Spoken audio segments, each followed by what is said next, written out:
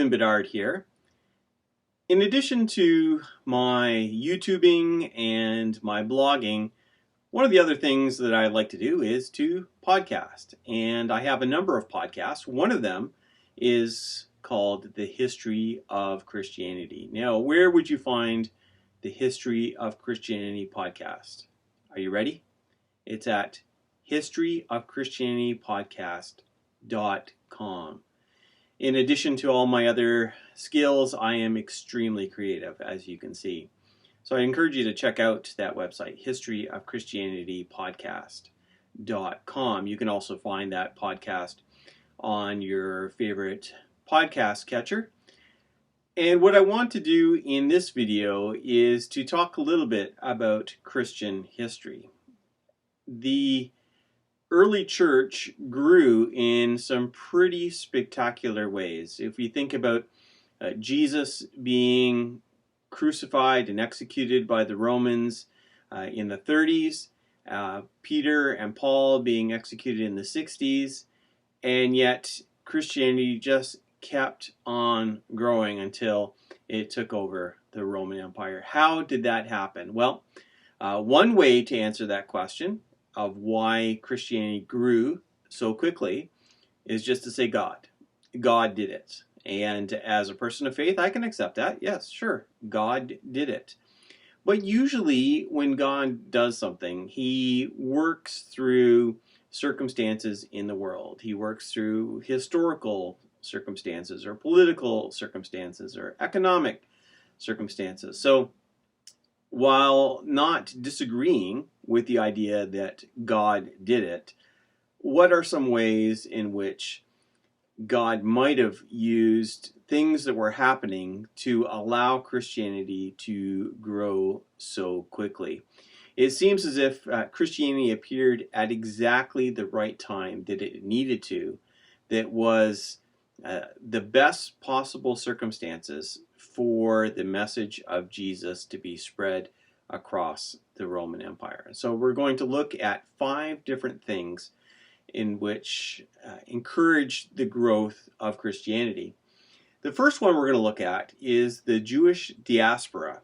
And what that is that before the time of Jesus, Jews had spread across the Roman Empire, and they certainly were within the Persian Empire as well, in Babylon, but all over the known world, all over that area of the world, there were Jewish people. Part of this what happened when we had the Babylonian exile, and not everyone returned to Israel.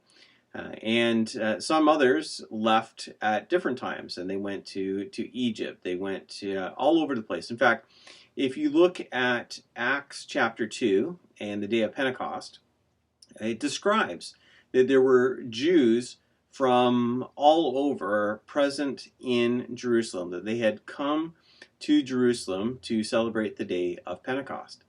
And that's a reference to this diaspora that was going on. So how did this help in the spread of Christianity? Well, there was a Jewish core of Christianity. In fact, it began as a sect of Judaism. And as Christians moved around and began to preach the message of Jesus, very often they began with the Jews. We see that with Paul. Even though he was the apostle to the Gentiles, he would start at a synagogue. And so these synagogues were around. Now, sometimes these synagogues were actual buildings that were synagogues. There is some archaeological evidence for that. Other times they were just homes. But for whatever form they might have been in, they were excellent places for the message to begin.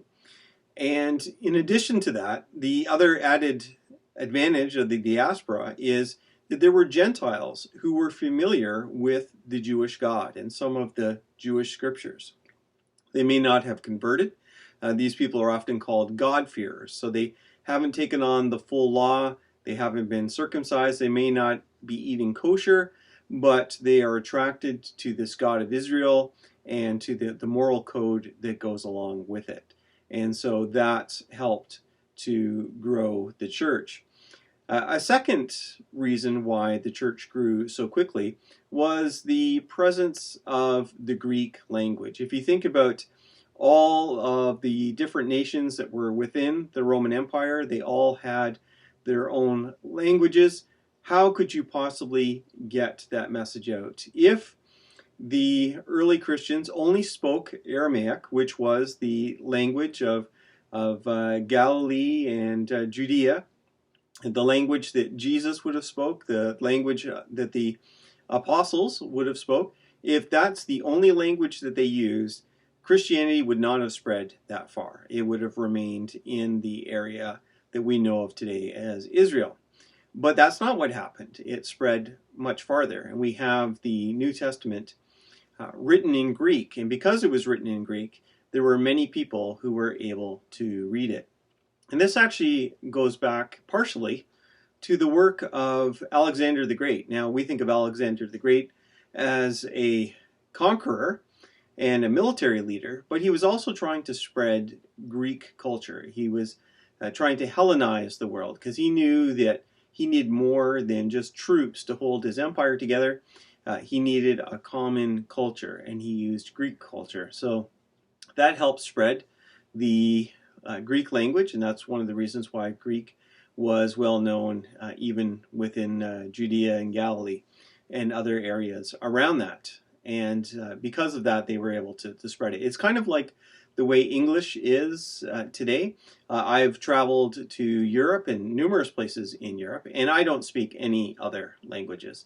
And yet, wherever I've been, whether it has been Greece or Germany or Belgium, many other places in Europe, I've been able to get around just with English language because English is so well known, you can communicate with it in many different places. And that's the same role that Greek had. So the fact that Greek was a well-known language, that the New Testament was written in Greek, that allowed the message of Jesus to spread. There also is Greek philosophy. And now, I'm not saying that the God of the Greek philosophers is the same as the God of the Bible, but it did have an effect, because when you look at Greco-Roman religion, the gods there are very anthropomorphic. They're basically just like superheroes. When you look at Thor, based on the Norse god in the Avengers, that's kind of like what the gods of the Greeks and the Romans were like. They were just superpowered human beings with the same kinds of lusts and other human characteristics. But the Greek philosophers challenged that. People like Plato and Aristotle began to stretch people's idea of what God might look like. And the early Christians were able to connect with people because of this wider understanding of what God might be like. Again, it's not to say that the concepts were exactly the same, but it was much closer than that which was found in Greco-Roman religion. And so the fact that the Greek philosophers had had an impact, had challenged people that there might be one God, that he might be a God who is not just like us, that was a helpful aspect of the first century that allowed Christianity to spread so quickly. Another reason why Christianity was able to spread quickly was that of the Roman roads. Now, we might not think the presence of roads in our town or city or our highways really is much much importance in terms of growing our churches. But back then, it really made a difference. Getting from one city to another was not necessarily easy. And the Romans did a lot of work in building infrastructure, and providing these roads really allowed people like the Apostle Paul to get from one city to another, to be able to get the message across, and to actually have physical ways of bringing the message of Jesus to the people who needed to hear it. So it seems very mundane to us, the idea of Roman roads, but for the early Christians, it was extremely important. And the final thing that we're going to look at is that of Pax Romana, which is the Roman peace. Now, peace sounds really good. It means that there's no war and there's no fighting and there's some safety. So that was great. Now we have to remember that Roman peace came at a cost. As the Roman Empire brought all these different peoples together, sometimes peoples who had been fighting for centuries, they would say, okay, you're at peace now.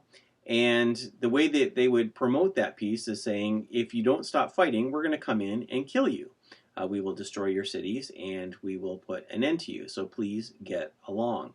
So yes, it was peace by threat of violence, but it was still peace. And it meant that, again, people were able to go from one place to another with relative safety, that they didn't have to worry about ongoing conflicts and wars between nations that would prevent the spread of the message. And so you could go from one end of the empire relatively safely. Of course, there was criminals, there was robbers, and all of those kind of things. But it was a lot safer than it had been before the Romans. Not to say that the Romans always did a great job, not to say that the Romans were necessarily a wonderful moral people, but it did provide a sense of safety, and it allowed the Christians to get the message across. So why did Christianity spread so quickly? Well, yes, God did it, but God brought Christianity at a very specific time where everything seemed to coalesce into the perfect circumstances. We have the Jewish diaspora, we have Greek language, we have Greek philosophy, we have Roman roads, we have Pax Romana. All of those things happening to allow Christianity to spread across the Roman Empire. And that's one of the things that God did.